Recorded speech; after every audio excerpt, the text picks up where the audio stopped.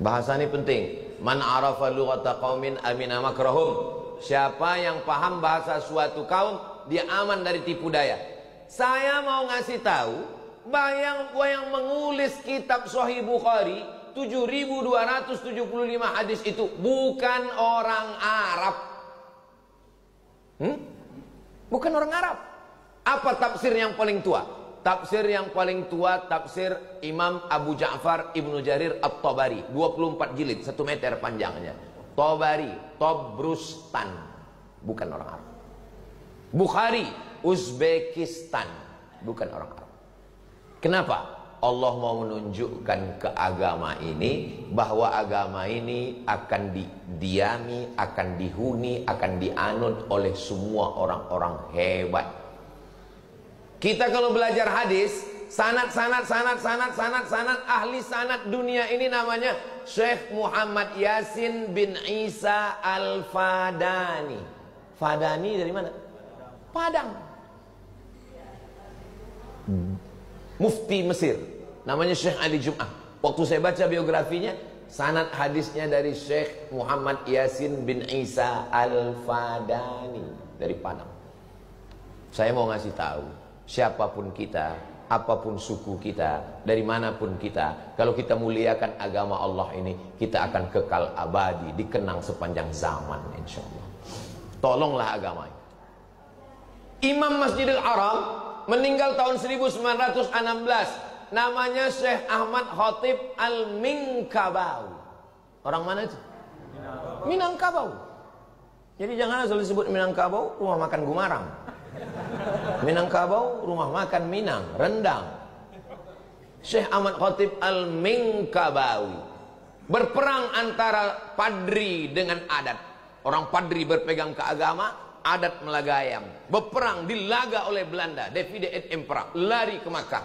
Sampai di Makkah menghafal Quran, menghafal hadis, menghafal fikih, usul fikih, bahasa Arab. Malang tak dapat ditolak, untung tak dapat diraih. Kalau tuah ada di badan, pasir digenggam menjadi intan. Ahmad Khatib Al-Minkabawi nikah sama anak saudagar kaya, namanya Syekh Soleh Al-Kurdi. Syekh Soleh Al-Kurdi punya anak gadis cantik, nikah sama anak Syekh Soleh Al-Kurdi. Syekh Soleh Al-Kurdi dekat dengan Raja Makkah. Waktu itu sebelum revolusi King Abdul Aziz. Revolusi King Abdul Aziz 1924. Sebelum revolusi King Abdul Aziz. Lalu kemudian Syekh Soleh Al-Kurdi membawa anaknya tadi, menantunya tadi, Syekh Ahmad Khatib, sholat bersama sultan, bersama raja. Yang jadi imam raja. Zaman dulu raja-raja itu bisa jadi imam. Zaman sekarang ada juga yang bisa jadi imam, tapi zuhur aja. Tak berbunyi. Modal Allahu Akbar. Saking groginya, Sami Allah pun lain. Sami Allahu Akbar. Majulah Syarif Husain tadi jadi imam. Pas baca ayat, ditakdirkan Allah salah ayatnya. Pas salah ayat, diluruskan oleh Syekh Ahmad Khatib dari belakang. Selesai sholat, Syarif bertanya, siapa yang meluruskan tadi? Ahmad Khatib Al-Minkabawi. Kagum dia dengan ilmunya, diangkat jadi imam Masjidil Haram. Dialah orang Nusantara, orang Pulau Sumatera, orang Indonesia. Waktu itu belum ada Indonesia, karena Indonesia baru ada 30 tahun setelah dia meninggal. Dia meninggal 1916, Indonesia baru ada 1945. Jadi waktu itu kita masih kerajaan-kerajaan. Lalu kemudian dia mengajar di Masjidil Haram. Pulanglah muridnya dari Makkah. Nama muridnya itu Kiai Haji Hadratus Syekh Muhammad Hashim Asy'ari. Pulang ke Jombang, wong Jawa. Itulah yang mendirikan Nahdlatul Ulama. Salah satu muridnya pulang lagi ke Bukit Tinggi. Nama kampungnya Canduang. Itulah yang disebut dengan Inyak Canduang.